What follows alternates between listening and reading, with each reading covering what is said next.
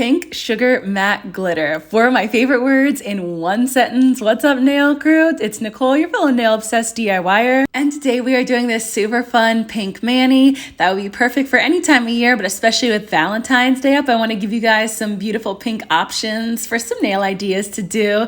I'm so excited to do all the pinks. If you don't know me, my favorite colors are pink and black to wear on my nails. My favorite color to wear is black, like every shade of black, every shade of gray is like what all I wear.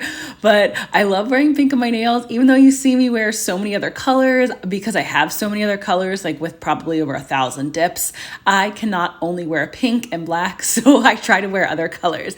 The ones that I'm using today are from OG Dip Powder, and it's Rufalicious, Booby Traps, and because when you find the one, the Rufalicious and Booby Traps are all colors that have already been out with OG, and because when you find the one, it's a newer color coming out from OG, part of the Valentine's Day collection. So the Valentine's comes from if you add Pal plus Valentine's. It's like a little cute play on words, you know, for all of our nail friends, not just our Valentine's friends. But I have been wanting to use these gorgeous colors for so long. My friend Colleen, she and I did a nail twin mani on this, and she so sweetly waited for me to do them when I could finally finish all my Christmas manis. I like to start, whenever I'm doing a mani, I like to start with the solid colors first and fully dip those before I do any kind of glitters, because if you see me dip, if you've seen any of my other videos, you know that I am a ridiculously messy dipper. Like, if there's an opportunity to spill, I'm going to do it. If there's an opportunity to knock something over, I'm going to do it. It's just, I can't help it. It's just how I dip. Even like when I purposely try to be super careful about dipping, about not spilling anything, I swear that is when I dump the most over. I don't know why. I just like, I'm kind of like that in like all areas of my life. I'm a little bit messy, a little bit wild with doing stuff. I'd love to say that one of my goals in 2023 is to become a less messy dipper, but I have to be realistic with myself. I don't know if that's ever going to happen. I've been dipping 3.5 years, and I am probably still just as messy as I was when I first started. I mean, everything's gotten a little bit better, of course, but like messy factor, spilling factor, it's still the same. I want to try to make sure that I incorporate into every one of my videos in 2023 some really good tips and tricks for dipping that I've learned over the past 3.5 years. Something that really helps me when I'm dipping is pouring over. And I've talked about that some in some of my other videos, but I really want to talk about why it's so important that for me personally, that I pour my colors over. Solids and shimmers I like to pour over. I sometimes can be heavy-handed on applying the dip liquids, even when I don't mean to be. I typically try really hard to wipe off a majority of the product inside the dip bottle before I even apply it on my nails. That is the first step to getting nice thin layers of dip powder.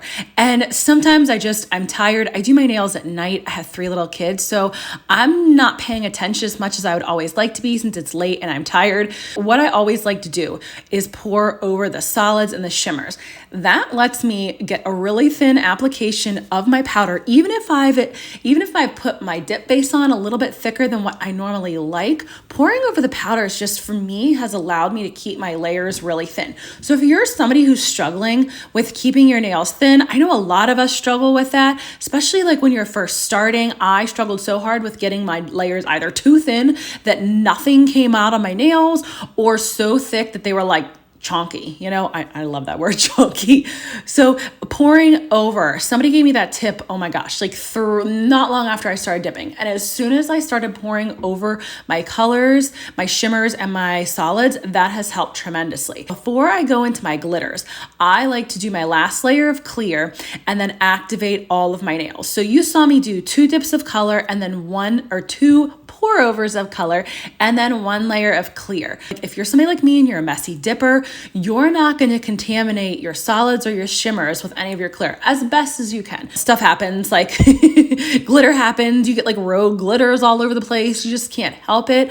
But for the most part, if I finish my colors, I dip clear over them, and then I activate, at least I know I have my best shot possible of not getting any glitters in any of my solid or shimmer colors. Then I like to move to my glitters, and this glitter is so gorgeous. It has all these it's like pink, purple, blue, like, I don't know, maybe periwinkle. I'm horrible with colors.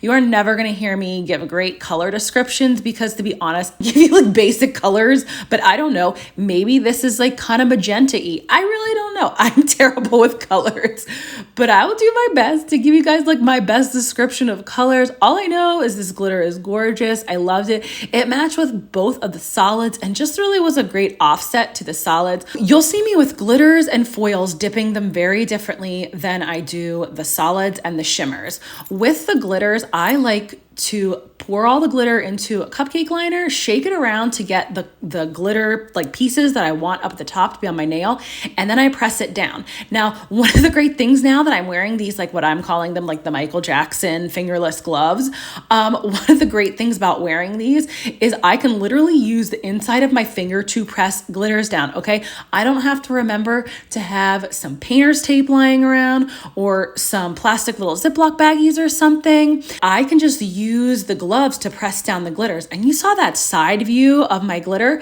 These nails have builder gel on them, then 2 layers of 2 layers of glitter, and now I'm doing a layer of clear, and they're still pretty thin. So if you apply your liquids thinly, pour over your powders, your solids and your shimmers, and then press your glitters down really nicely, especially if they're great glitters to work with, which the OG are, they lay beautifully. You do not have to have super thick, chunky nails, okay? Even if you're a beginner. If you're a beginner, I would definitely say you want to stick with like solids, shimmers, and maybe some really finer glitters. Those are so much easier to work with. And then, you know, if you're feeling adventurous or like you've been dipping a while and you want to, you know, get ready to get into some chunky glitters, I tried chunky glitters when I first started and they always ended up a little bit too thick. And then as I got better at dipping, I've been able to get them a lot thinner, and also having really good quality glitters like the OG ones, they just lay so nice. Like, I don't know what kind of voodoo magic the owner Aaron is doing, but like there's some like serious voodoo magic going on that the chunky glitters can lay so beautifully. So after you've dipped all your nails, you've activated them. Once you got your clear glitter on, you've activated them. You've waited until they do that little like click, click, click sound, so you know that the nails are ready to be buffed and shaped. I actually did the buffing and shaping off camera after I activated, just so that you guys wouldn't have to watch me do that. If there's a video that you want to see how I do my buffing and shaping and filing and all that after I've activated, drop a comment below and let me know, okay? Make sure you subscribe so that you don't miss any of the other good tips and tricks I have for doing your DIY nails at home. Now, after you've activated, buffed, shaped, you wipe off any of the dust. You really want to make sure that all the dust is gone before you're using your gels, because we're going to do gels to do the matte and to do the sugaring. You don't want any little particles, especially since I'm using solid dip colors. You want them to be nice and solid. So you wipe off your nails with a lint-free wipe and some isopropyl alcohol on them. If you don't have a specific dehydrator, like I sometimes use Young Nail Swipe, but to be honest, I'm all out, and isopropyl alcohol works just fine. Then I like to go through and do a layer of gel base on all my nails and fully cure that. And something that I just learned with matte top coat is that you can try to do a layer of gel top coat after you do your gel base before you do your gel matte. So you're doing an extra layer of gel top coat, but it's supposed to make them like super, super matte. And I did it this time. It really did work. To be honest, the OG matte is very, very matte. It's very velvety. If I didn't do it, I would have been okay. But if you're struggling with getting your matte gels to matte gel top coat to be really matte, that's a little trick you can try, okay? You learned it right here. Actually, my friend Sarah gave it to me. So I was super excited about that. I wanted to try it. Now, sugaring. Okay, this is like one of the easiest sugaring mayonnaise that I have done. I wanted to sugar over a matte top coat. It really works well if you sugar over matte. So you want to make sure your matte gel top coat is completely cured before you go and you try to do sugaring. And when I do sugaring, I always use the gel top coat to apply my glitter to. So I just took a nail art brush, like a little thin one, dabbed it into the gel top coat brush. Then I lay my nail into the glitter powder, use the pointy end of a cuticle pusher, and make sure it's in the right spot that I want. Lay my nail into that. Once I laid my nail into the glitter, I just move it around and maybe a little bit more. And then I fully cure that for 60 seconds. And it is that easy to do a sugar nail. This one was a little bit thicker. I usually like to do fine glitters, but I really want to try this chunky glitter. Then you can use alcohol on an angled eyeshadow brush just to like wipe any off before you go and fully cure. If you need more easy gel nail art, you have to check out this next video where I give you another easy gel nail art look. Thanks so much for joining me today, nail crew.